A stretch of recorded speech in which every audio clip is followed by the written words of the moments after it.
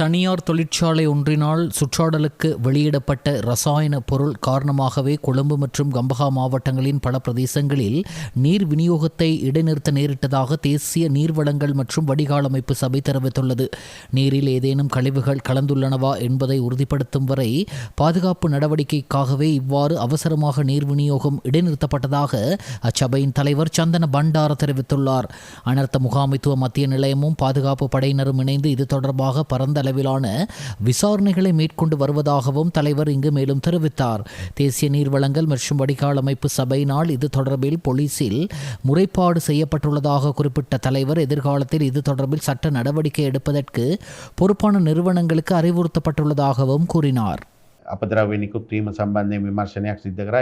ඊට පස්සේ කැලණිගඟේ ජලය සම්බන්ධ ජලයේ තත්ත්වය පරීක්ෂා කිරීම ඒ මොහොතේ සිටම උදෑසන වනතුරුම පරීක්ෂා කරා. කැලණිගඟේ ජලයේ තත්ත්වය සුරක්ෂිතව තියෙනවා කියන බව තහවුරු කරගත්තට පස්සේ අපි අද උදේ පාන්දර 4:00 වගේ වෙනකොට නැවතත් අඹතලේ ජල පවිත්‍රාගාරයත් ඒ වගේම බියගම ජල පවිත්‍රාගාරයත් නැවත ආරම්භ කරා. නැවත ජලය නිෂ්පාදනය කිරීම බෙදා හැරීම අද උදේ පාන්දර 4:00 වන විට ආරම්භ කරා. ඉතින් මේ සිද්ධිය සම්බන්ධයෙන් ආපදා කළමනාකරණ මධ්‍යස්ථානයත් ආරක්ෂක අංශත් එකතු වී පුළුල් විමර්ශනයක් මේ වන විට පවත්වමින් සිටිනවා. ඒ වගේම ජලතික ජල සම්පාදන හා ජල අපවහන මණ්ඩලයේ විදියට අපිත් විශේෂ පැමිණිල්ලක් පොලිසියට සහ ඒ අදාළ ආයතනවලට යොමු කරලා මේ සම්බන්ධයෙන් ඉදිරි විමර්ශන කරලා මේ තත්ත්වය ඇතිවීමට මූලික හේතුව කුමක්ද කියන එක විමර්ශනය කිරීමට අපි අදාළ ආයතනවලට පැමිණිලි කිරීම කරනවා. මේ මොහොත වන විට සියලුම තත්ත්වයන් යථා තත්ත්වයට පත් වෙලා තිබෙනවා. துபாயில் கைது செய்யப்பட்ட திட்டமிடப்பட்ட குற்றச் செயல்களில் ஈடுபடும் குற்றவாளியும் போதைப்பொருள் கடத்தல்காரருமான லலித் கண்ணங்கர என்ற பஸ் லலித் இலங்கைக்கு அழைத்து வரப்பட்டதை தொடர்ந்து மத்திய குற்றப்புலனாய்வு பணியகத்திற்கு அழைத்துச் செல்லப்பட்டார்.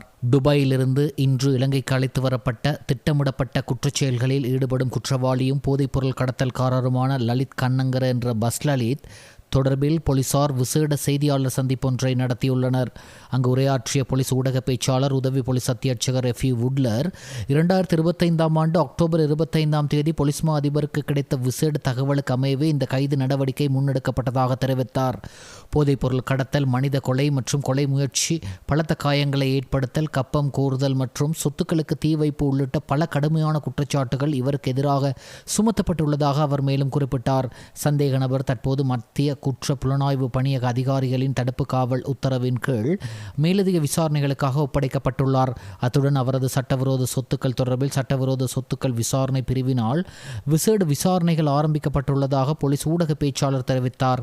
மேலும் 2024 ஆண்டு முதல் இதுவரையிலான காலப்பகுதியில் சர்வதேச போலீசாரின் சிவப்பு எச்சரிக்கை விடுவிக்கப்பட்டிருந்த 42 சந்தேக நபர்களை நாட்டிற்கு அழைத்து வர போலீசாரால் முடிந்துள்ளதாக அவர் சுட்டிக்காட்டினார். அத்துடன் சிவப்பு எச்சரிக்கை விடுக்கப்பட்டுள்ள மேலும் 109 சந்தேக நபர்களை எதிர்காலத்தில் நாட்டிற்கு அழைத்து வர நடவடிக்கை எடுக்கப்பட்டுள்ளதாகவும் ஊடக பேச்சாளர் தெரிவித்தார். இது தவிர சிவப்பு எச்சரிக்கை இல்லாத 38 சந்தேக நபர்களும் இதுவரை நாட்டிற்கு அழைத்து வரப்பட்டுள்ளதுடன் எதிர்வரும் சில நாட்களுக்குள் மேலும் சில சந்தேக நபர்களை அழைத்து வருவதற்கான ஏற்பாடுகள் செய்யப்பட்டுள்ளதாக அவர் கூறினார்.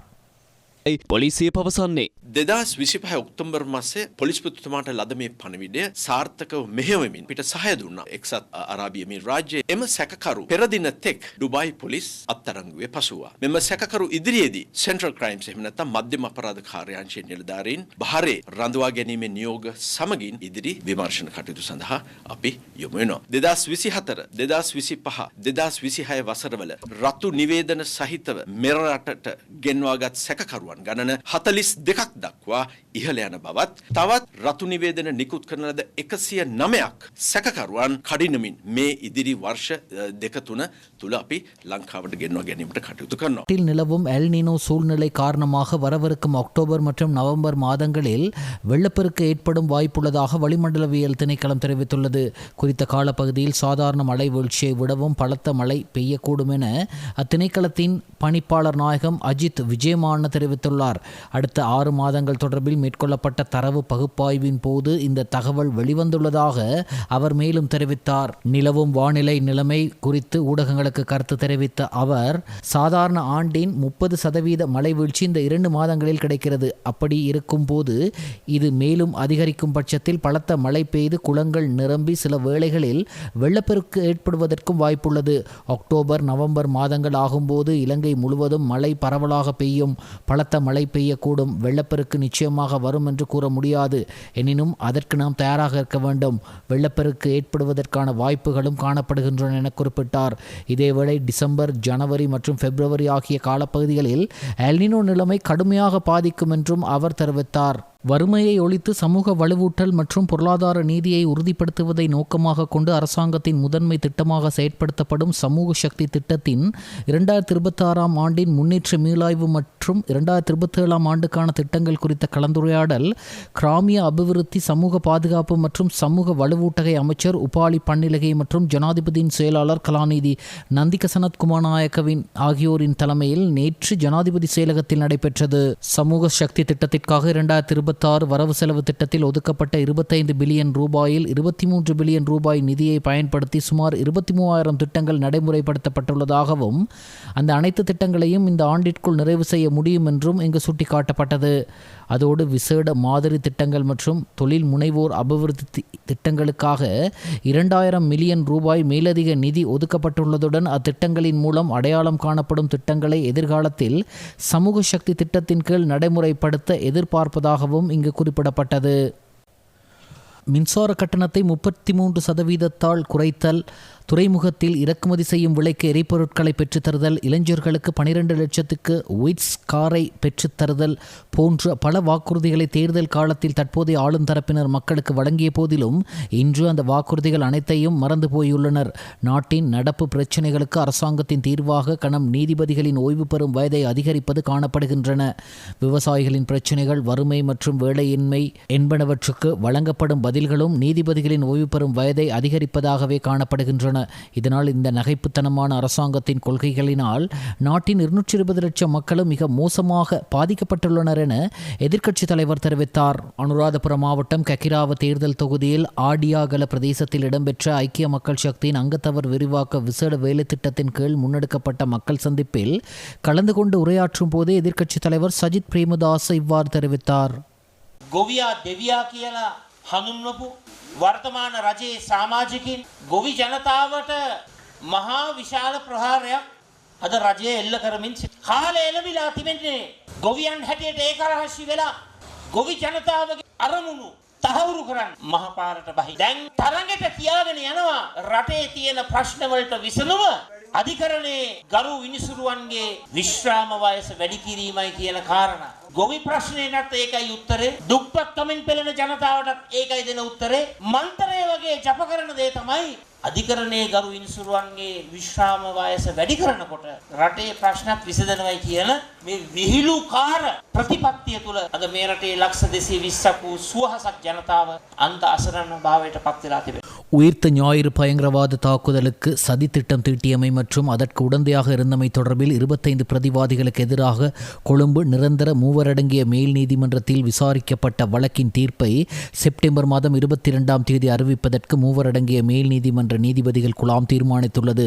ஈஸ்டர் ஞாயிறு பயங்கரவாத தாக்குதல் சம்பவம் தொடர்பில் சதி திட்டம் தீட்டியமை உள்ளிட்ட 23,000க்கும் அதிகமான குற்றச்சாட்டுகளின் கீழ் தாக்கல் செய்யப்பட்டுள்ள வழக்கின் பிரதிவாதிகள் தங்களுடைய தற்காப்பு வாதங்களை முன்வைப்பதை கடந்த 17ஆம் தேதி கொழும்பு திரிப்புடை மேல் நீதிமன்ற நீதிபதிகள் குழாம் முன்னிலையில் ஆரம்பிக்க தொடங்கினர். நவரத்ன மாரசிங்க, ராமநாதன் கண்ணன் மற்றும் சுஜீவ நிசங்க ஆகிய நீதிபதிகளை கொண்ட மூவரடங்கிய மேல் நீதிமன்ற நீதிபதிகள் குழாம் முன்னிலையிலேயே இவ்விசாரணைகள் இடம்பெற்றன.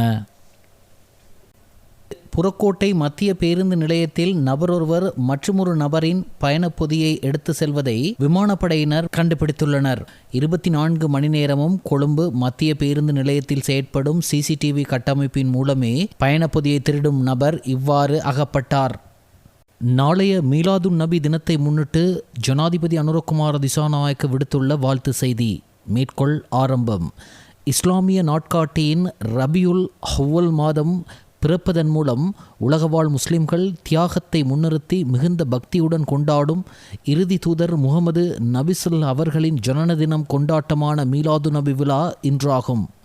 சமத்துவமான ஒரு சமூகத்தை உருவாக்குவதை நோக்கமாக கொண்ட இந்த தினம் வெறும் விழாவிற்கும் அப்பால் ஆழமான ஆன்மீக வடிவத்தை எதிர்பார்க்கும் ஒரு கொண்டாட்டமாகும். இருளிலிருந்து வெளிச்சத்திற்கு அழைத்துச் செல்வதற்காக எல்லையற்ற பொறுமை மற்றும் கருணையின் வழியை வெளிப்படுத்திய முகமது நபிசல் அவர்கள் மனித குலத்திற்கு அன்று முதல் இன்று வரை தோன்றிய மிக சிறந்த இறை தூதர்களில் ஒருவராவார். 23 ஆண்டுகள் அவர் எதிர்கொண்ட பல்வேறு இன்னல்கள் மற்றும் செய்த இணையற்ற தியாகங்கள் நோக்கம், அமைதி, சகோதரத்துவம், தூய்மை, நம்பகத்தன்மை மற்றும் நீதி நிலை கொண்ட ஒரு நல்ல சமூகத்தை கட்டியெழுப்புவதாகும். இனம், சாதி, நிறம் அல்லது குலத்தின் அடிப்படையில் மனிதனை மதிப்பிடுவதை நிராகரித்த அன்னார் முழு மனிதகுலமும் ஒரே மூலத்திலிருந்து தோன்றியது என்பதையும் உண்மைத்தன்மை, சகிப்புத்தன்மை மற்றும் கருணை போன்ற உன்னத நட்பண்புகளால் மட்டுமே மேன்மையை அளவிட முடியும் என்பதையும் உணர்த்தினார்.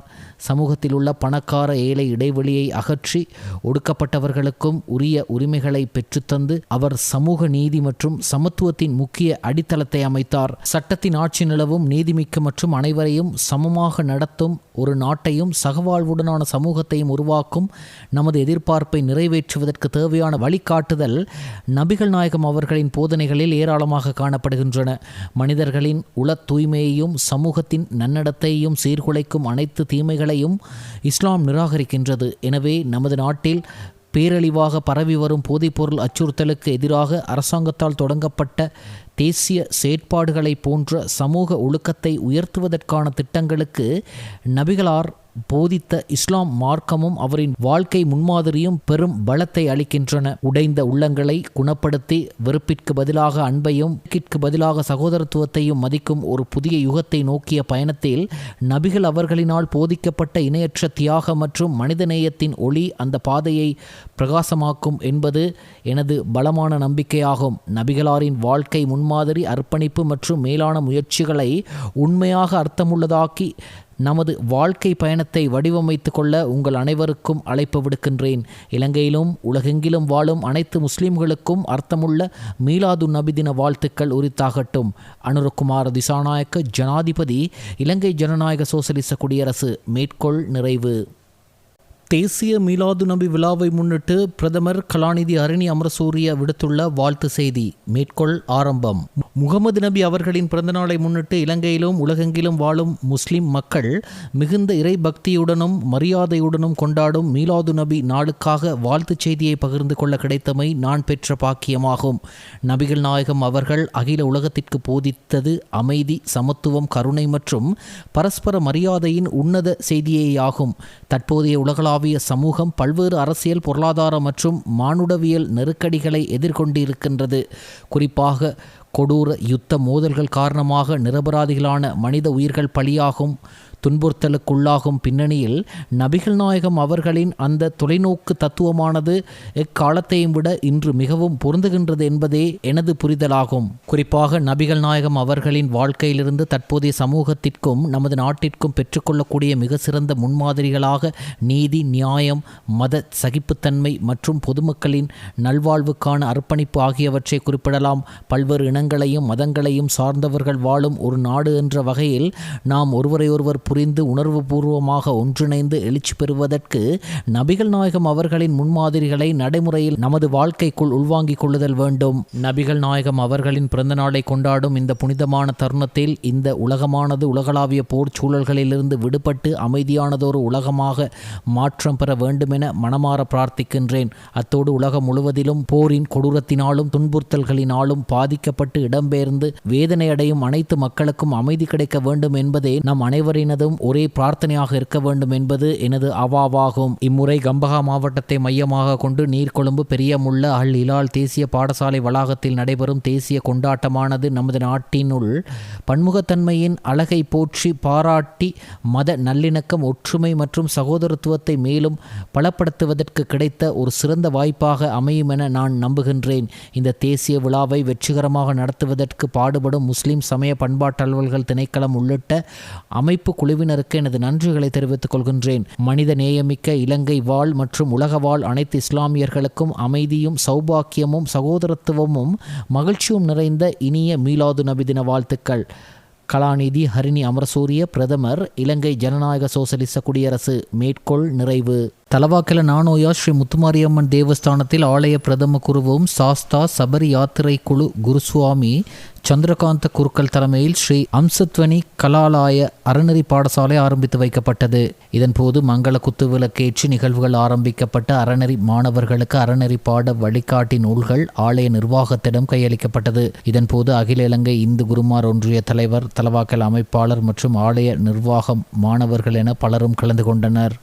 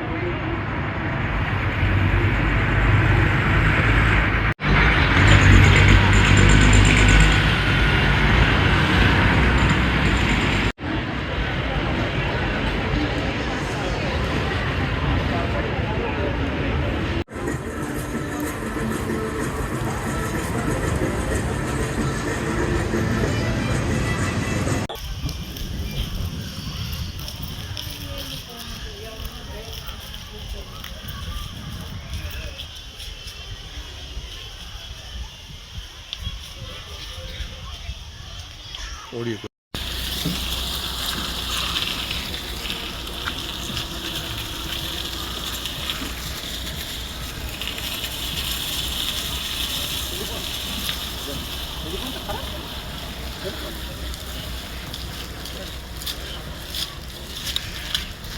Pallippuda muna pinna pada.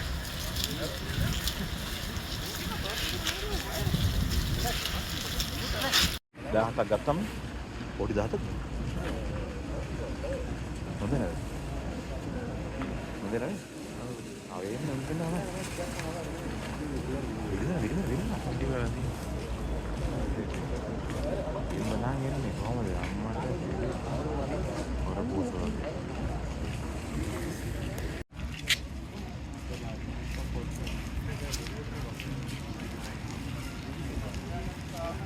கலகா தெல்தோட்டம் அருள்மிகு ஸ்ரீ மகா மாரியம்மன் தேவஸ்தானம் வருடாந்த அலங்கார தேர் திருவிழாவையொட்டி 108 சங்காபிஷேகமும் பால்குட பவனியும் பறவை காவடியும் மிக சிறப்பாக இடம்பெற்றது. காலை விநாயகர் வழிபாட்டுடன் ஆரம்பிக்கப்பட்டு புனித கங்கையிலிருந்து பறவை காவடி ஊர்வலமாக பக்தர்கள் புடைசூழ பால்குட பவனி எடுத்து வரப்பட்டது. தொடர்ந்து விசேட யாக பூஜைகள் மேற்கொள்ளப்பட்டு பூர்ணாகுதியுடன் நிறைவுற்றது. தொடர்ந்து பூஜை செய்யப்பட்ட கும்பம் ஆலயத்தை சுற்றி வந்து மகா மாரியம்மனுக்கு ஊற்றப்பட்டது. இதில் ஏராளமான பக்தர்கள் கலந்து கொண்டமை குறிப்பிடத்தக்கது.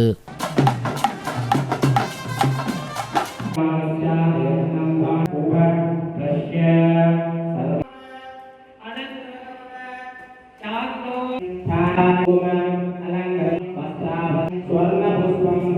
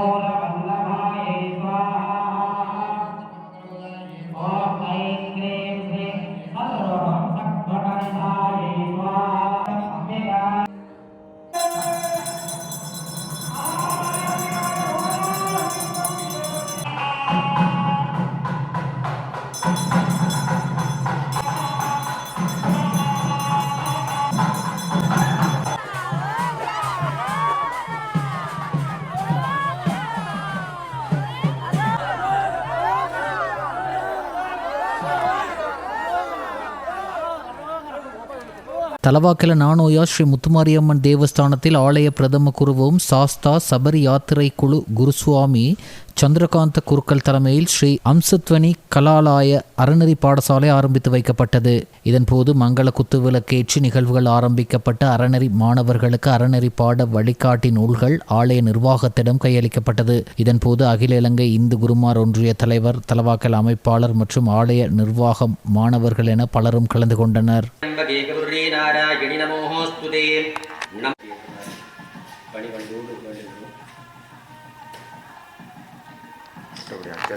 திருச்சிற்றம்பலம். உள்ளம் பெருங்கோயில் ஊனுடம்பு ஆலயம் வள்ளல் புறனாருக்கு. அதனைத் தொடர்ந்து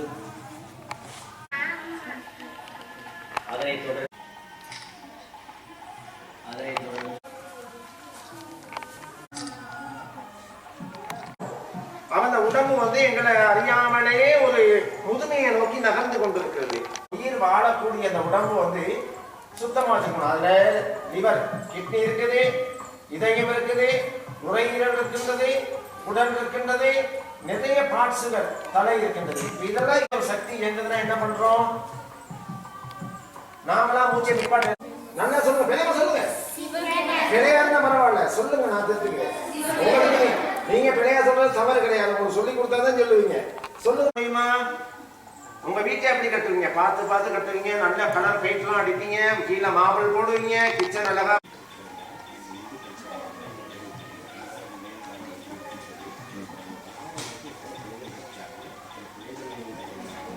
சில வார்த்தைகள் உங்களுக்காக பேசுவார்.